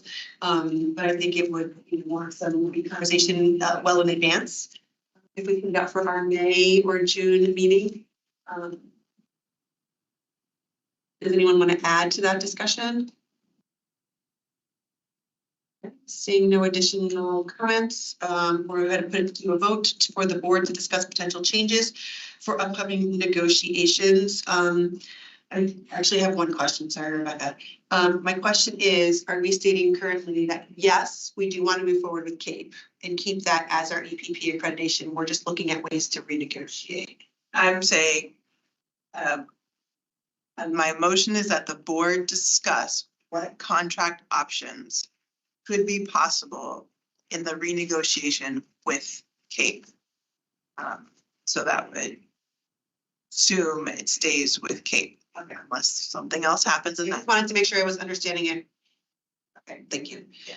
All right, with that in mind, let's go ahead and put it to a vote. All those in favor, raise your hand.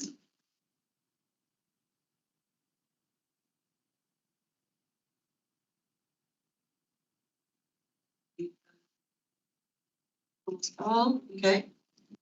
And then those opposed, go ahead and unselect your raised hand button. Thank you. Those opposed? One. All right, any abstentions? One abstention. Yeah, just want to go on record as the reason why there are a lot of unknowns in this, and I have a lot of questions.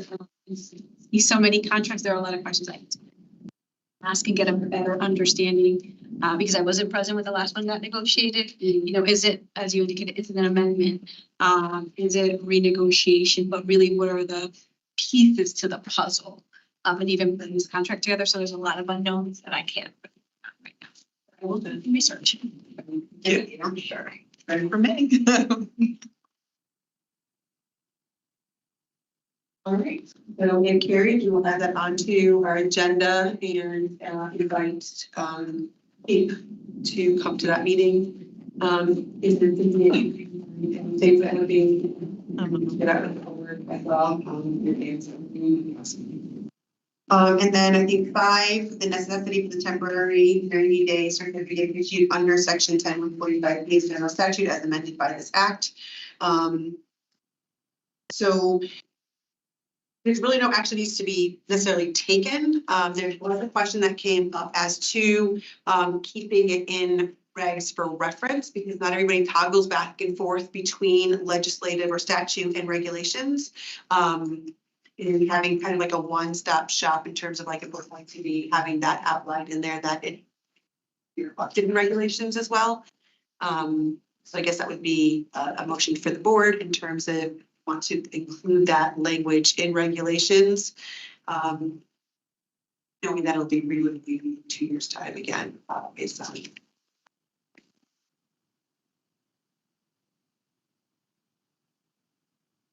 A change, so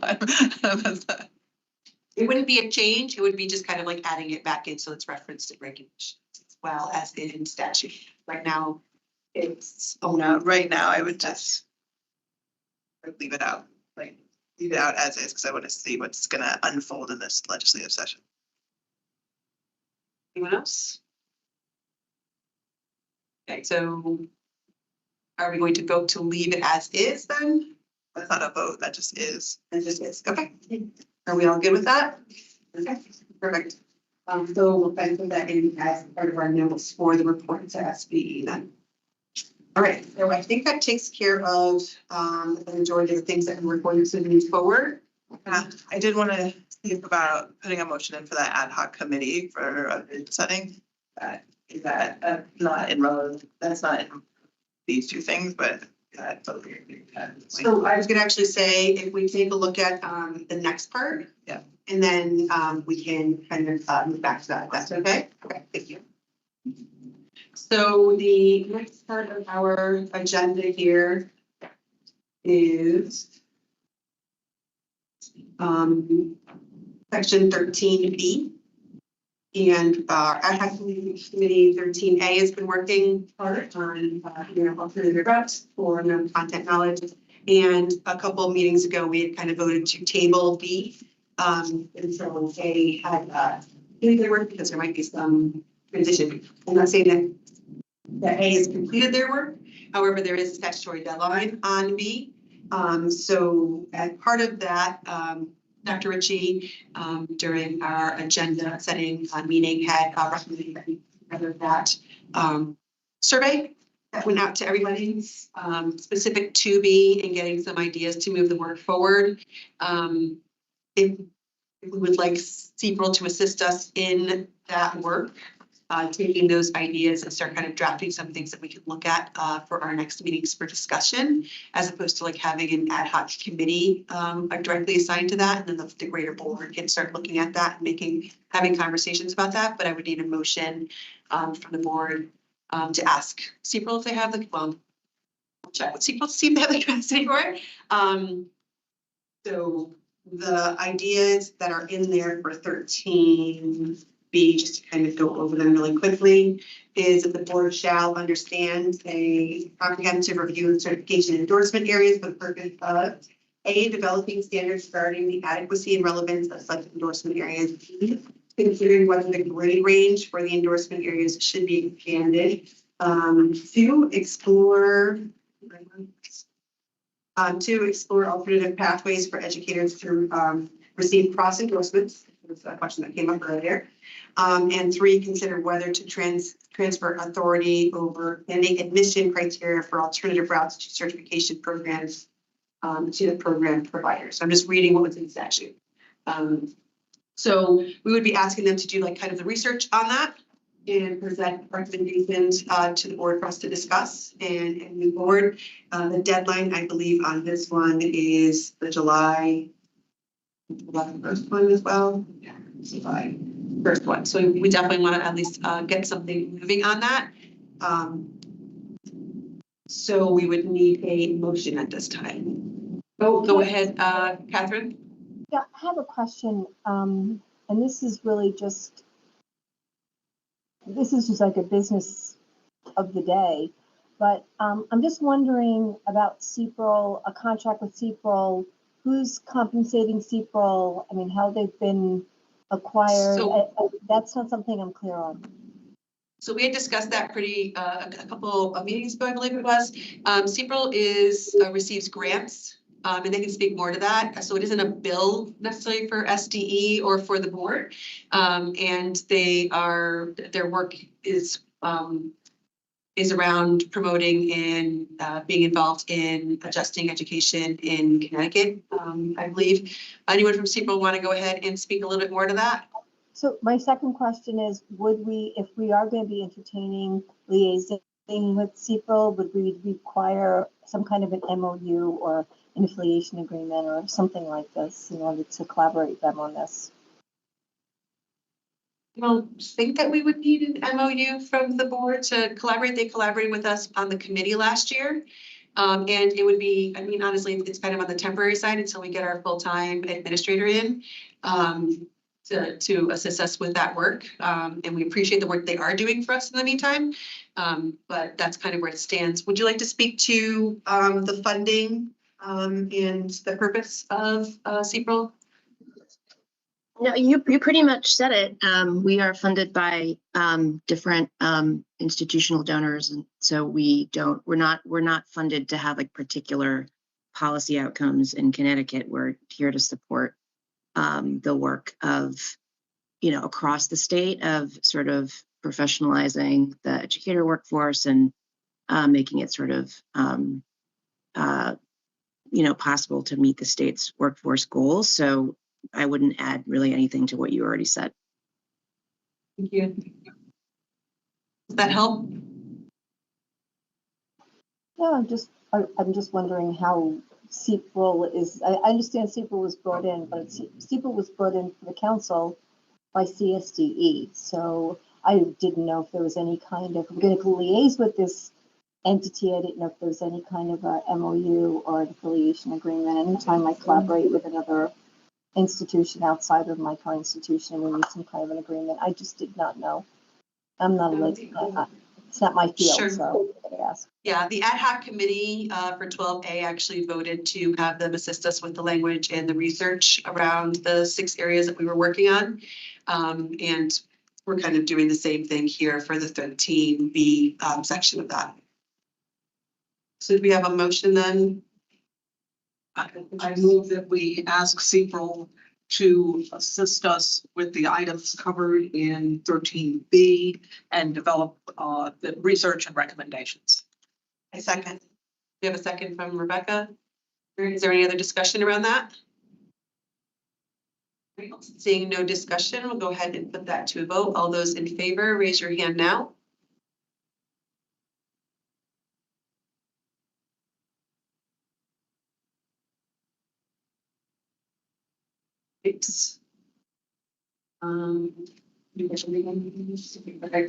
Any opposed? And select your hand now if you go ahead. We have 1. And any abstentions? Motion carries then. CPRO, do you have the capacity to assist us? We do, yes. Thank you. All right, so we look forward to doing that work together. We can schedule a meeting to kind of go over the documents that you had already shared with us for 13B. And then talk about kind of a timeline for that then. Perfect. Now, with that in mind, what you heard for those, we do have a very full plate of statutory obligations, both this year and next year. So are there any other things that we want to discuss at this time? I would like to make a motion on a roll today. I would like to make a motion to start an ad hoc committee to vision set what modernizing and aligning educator preparation and certification pathways into the profession would look like. I'm noting into, I recommend a different ad hoc for retention. I think it's a different conversation. This is just focused on entering into the profession.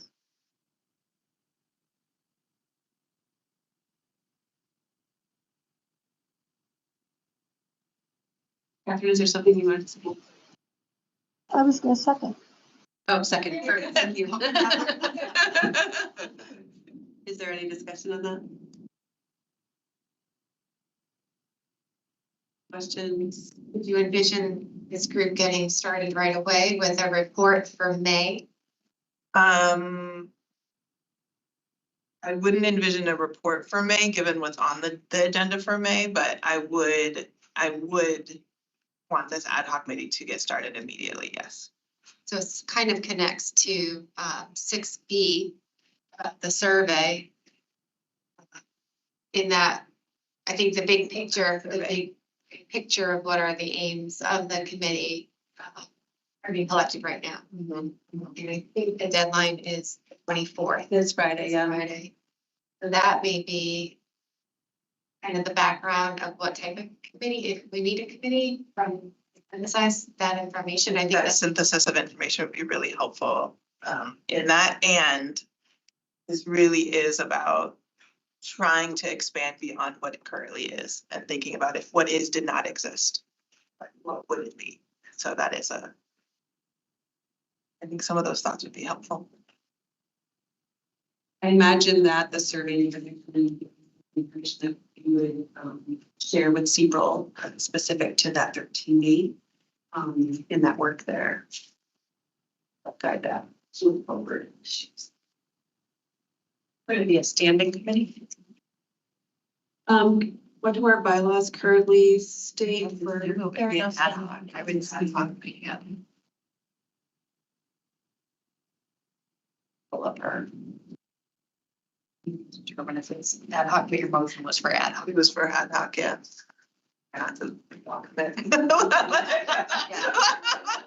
Commitment to. Yeah, ongoing.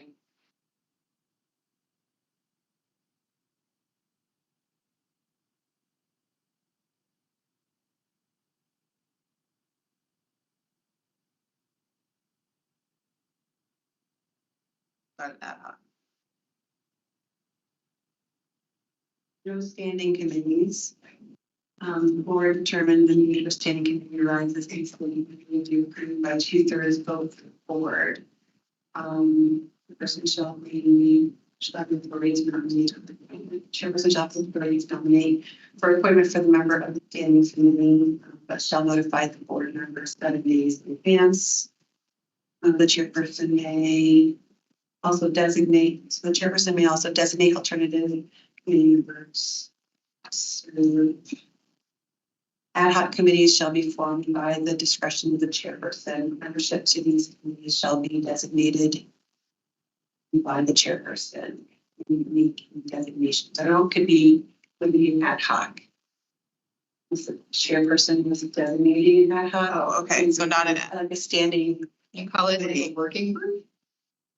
A working group, then do we not, then we don't have to do all of this. That would be great. I would like to propose a working group then. Yes, hold on, let me amend. I would like to make a motion, start a working group. You could also request to do a standing.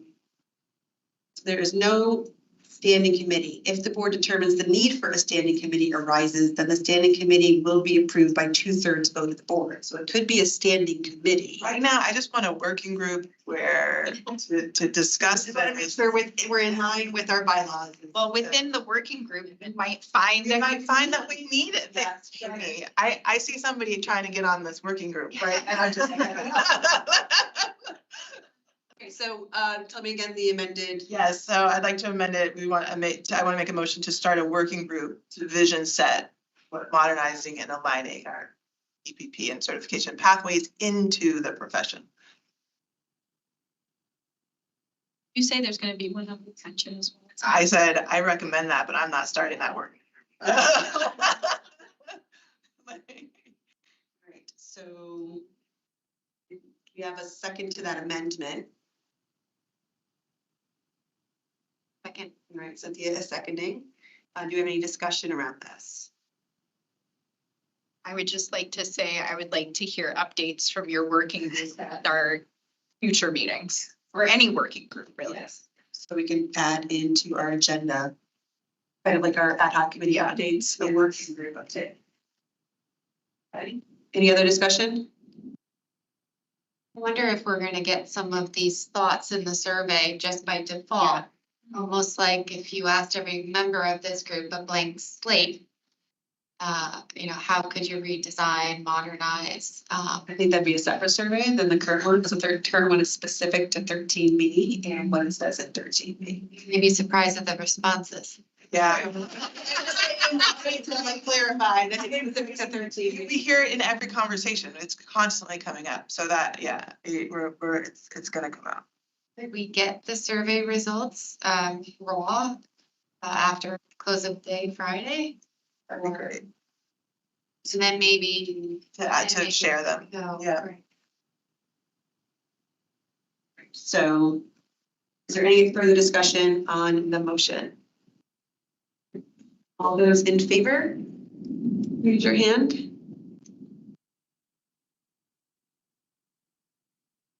2, 3, 4, 5, 6, 7, 8, 9, 10, 11, 12. So it looks like it's unanimous. Okay. It has carried. Right, so who would like to chair that working group?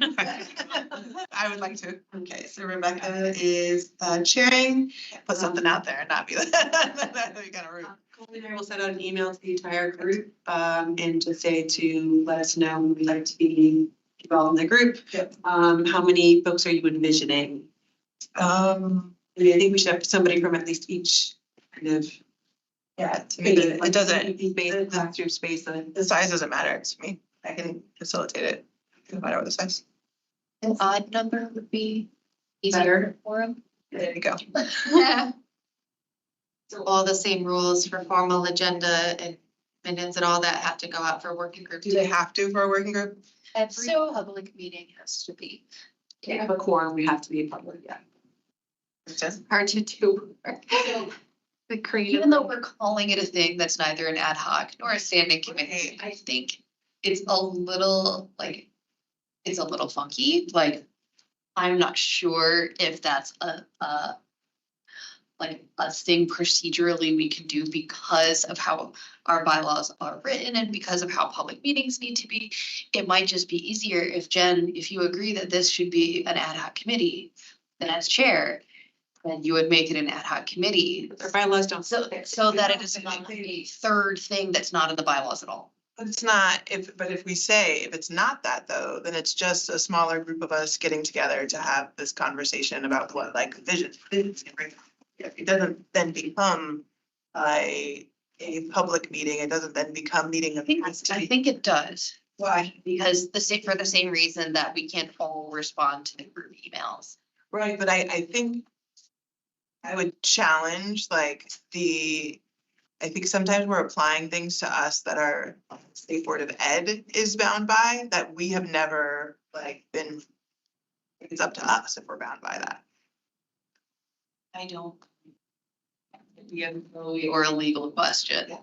I don't know. So I can go ahead and just. Yeah, I would like it doesn't matter, it can be public. I am all for transparency. I just want to release in this working group an open conversation to gather ideas of the board members. And I don't want to have to do proposals of the recommendations and motions and get quorum and things.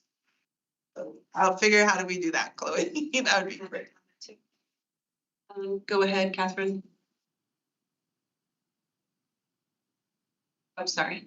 I think for the purpose of our current, sorry. Were you just taking down your hand or were you? Yeah, I took it down. Okay. Okay, thank you. I think for the purpose of our current bylaws and as they stand, I'm going to say that because we had a unanimous vote on having a working group, I'm just going to go ahead and call it an ad hoc group. Okay, and you have volunteered, and I appreciate that you volunteered to chair it. And that way it's just kind of in line with our bylaws at this point, and we're not kind of out of line with our bylaws at this point. So we're going to call it the Vision Setting Ad Hoc Group. Beautiful. But Chloe, can you please still check on that other thing? Because right. I think we got through all the things that we needed to get through. Is there any further discussion or any other things that we need to discuss at this time? The way it currently stands is we moved a couple of our things forward that are kind of checking off of boxes there. 13A is going to continue working on what they're working on. 12A is going to continue working on the things that we need to work on as well. And now we have a vision ad hoc. There. Just really quick, with all of the deadlines that are kind of looming, I think it would be helpful to create like a calendar with some back planning about when things are gonna be worked on and when things should be finished. I think we did that at the last meeting, where we talked about the deadlines and when we had to have them in by and how far in advance. I'll have to go back and look at my notes. Yeah, so that was something that we did discuss and we had gotten in, and Shannon actually brought in some great insight in terms of State Board of Ed, and that they're kind of summer sessions and when we should have things. So yeah, and that's why we're trying to work so hard in getting like the 12A done, 13A done, 13B done. And those statutory requirements take precedence, even though this vision group is very important in the working around it, but those statutory obligations take precedence, considering that we're doing what we're encouraged to do. So we have 2 years before it's required. Okay, is there any other discussion? It looks like we've got a lot of good work to do, and it was great discussion today. Appreciate everybody's perspectives and ideas coming forward, and we're going to continue to move that work forward. Can I get a motion to adjourn? So moved. So moved. All in favor? And, right, looks like it is unanimous. April will be in touch to kind of like discuss the next steps. All right, thank you, everybody. Thank you. Enjoy the rest of your day.